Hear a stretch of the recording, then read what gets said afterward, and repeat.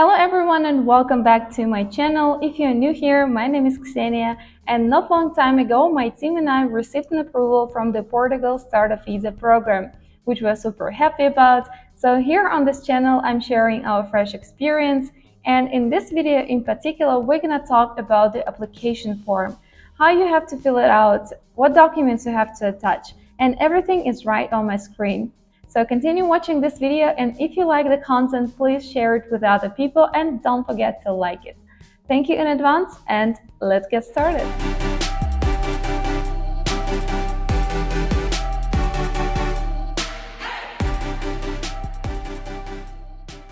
As soon as you log in, you have an access to your application form.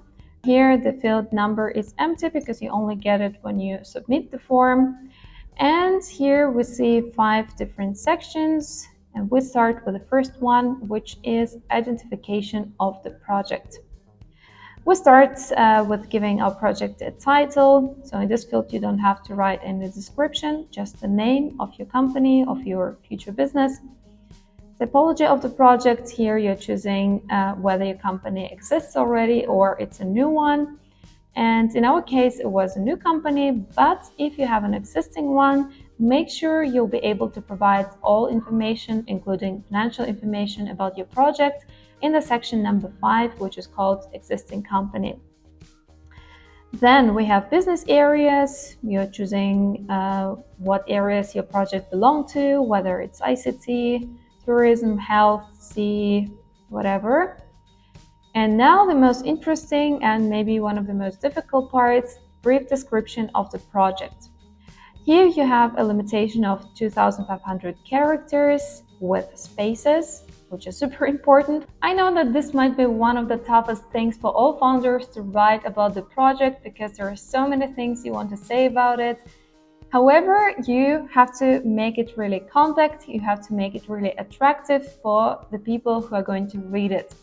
And here's my tip for your structure, or at least this is the way how I did it when I was writing our essay. All you have to do is to simply divide your future text into several parts and then write an answer to one question in each paragraph of this text.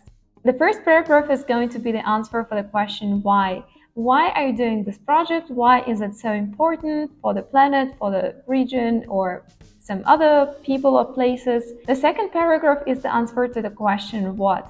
What exactly are you going to do? What is your project about? And I guess here you have already a short answer, like an elevator pitch. The third paragraph is going to be the answer to the question how. How exactly are you going to achieve what you set for your business? And what is the special technology or knowledge which is behind your business? And the fourth paragraph, I think optional, but you can write about people who are working currently on your project or who you're going to attract for the project. And now we come to the final question of this section of the form, which is called Expression of Interest in Developing an Entrepreneurial Project in Portugal. Well, this essay may seem to be easier to write because you don't have any limitation of the text size. However, I would still recommend to keep it as short as possible because nobody wants to read long texts. And in our case, we only had one full page and a few lines on the second page. And here I wouldn't give you any structure how to write it because every company has different arguments why you have chosen Portugal.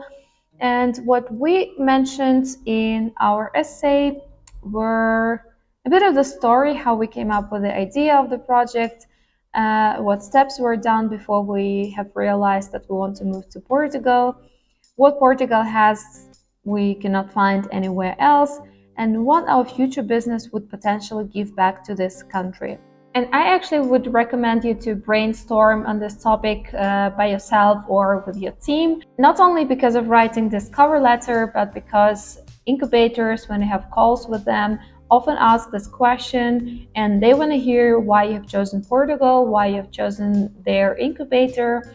And this is not about complimenting the country, how cool it is and how you like the climate, infrastructure and whatsoever, but also giving some arguments and explaining that you're going to move in the other country in 1 or 2 years, that you are seriously considering living for long term and setting up your business in Portugal. And now we move to the next section, which is called Identification of Entrepreneur. You click the button Add Entrepreneur, and what you see here is the entire profile that you have to fill out about one person in your team. The questions from the left side are super easy, so I only comment on the right side, which is the documents. First of all, I recommend to watch my first video on this channel, as I've mentioned some things already there. Anyway, here we have passports. It may sound easy, however, check for the expiration date. It should be long enough that the person comes with this passport to Portugal and gets a residence with it. Otherwise, it's better that you apply for the new passport and get it before applying for this program, because you can imagine the situation when you apply with one passport, then in the meantime the person has to change it, and then your passport is already expired. So think of this in advance. The next one, tax situation. Whatever your situation is, you choose yes, and then you either attach a Portuguese NIF number, which is the tax number in Portugal, or if you don't have it yet, which is absolutely fine, you have to write a self-declaration about it, that you don't have it, and that you also don't have a social security number, then sign it and scan it. The next one, the certificate of criminal records. You choose no and attach a certificate issued in your home country, and if the language is not English, you go to a legal translation agency, they translate it, sign it, and it's good to go. Next one, financial situation. You check the current standards, how much money you're supposed to have for 1 year of your living in Portugal. For us, it was something around 5,300 euros, but put more than this amount and get the statement signed by the bank. In addition to that, you write a self-declaration that you will transfer this money when you open an account in Portugal. Now CV. This should be no problem for you, I guess. You just check what is the European standard CV and adapt all your information to that standard. Last but not least field here is the entrepreneur's background and experience. Basically, you have to say what brought this person to your startup, what skills and what unique knowledge he or she has to add to your team and to benefit to the startup. Here's no limitation in the text size, but I would recommend keeping it around 200 words. The next section is Incubator's declaration. So as soon as you complete the first two sections, you will have to choose incubators from the list. Here's the orange button to choose them, and you find them by name, by business areas, or by district, and you send them your pitch deck, and there will be a table where you see the results, whether they're interested, not interested, or your application is still pending. So I have to tell that not all incubators go regularly to the website. So what you have to do is to email them and say, hey, I sent you the request, please respond to it. And as soon as at least one incubator's response is positive, you can continue with the next sections. Section number 4 is the longest to fill out. Here you have several essays to write. The first one is innovative nature. It also has a limitation of 2,500 symbols. Here your aim is to show that you understand the problem of your future clients, that your solution uses a new approach in general or compared to competitors, and what value you create and deliver. The next essay is about your project's potential to be global. Here you have again the limitation of 2,500 symbols. However, our text was really short here, around 1,000 symbols.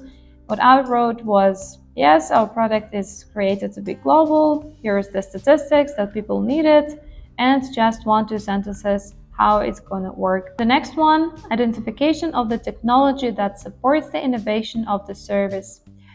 Here our text was shorter again. It was around 1,700 symbols. And you write how your service is going to function, what's the scenario, and what are the advantages of your method. The next one, job creation potential. Here you write in words what and how many professionals you will attract in the future. Of course, it's not random. Ideally, you should have it all calculated in your business plan. And the next one is estimated turnover in 5 years. Here you write only the number. Estimated assets, also just the number. Estimated assets. This means that you calculate everything your company will have in 5 years. It can be the website, the app, social media accounts, unique partnerships, clients, and other valuable things. Here you have to explain how you got those numbers that you listed above. If you have a proper business plan, like a proper spreadsheet with all things calculated, it's easy. You just describe it in words now, like here's our market, here's how many users or clients we will have in 1 year and in 5 years, their LTV, their average check per client, and so your revenue and the assets. And the last one, planning all the steps to carry out until the creation of the company. Here you quickly mention what stage you are at the moment, and you go on just listing things to be done during 1 year. And section number 5, existing company. If you have chosen an option of a new company in the beginning of the form, you don't have to write anything in here. If not, you have to figure this out by yourself because we didn't do that. Sorry. And now when you have all fields and all sections of this form completed, I can only wish you the best of luck with the final submission. Thank you for watching this video. I hope it was useful. And if you have more questions, just leave the comments down below or contact me on Instagram. Thank you again and see you in the next videos. Bye!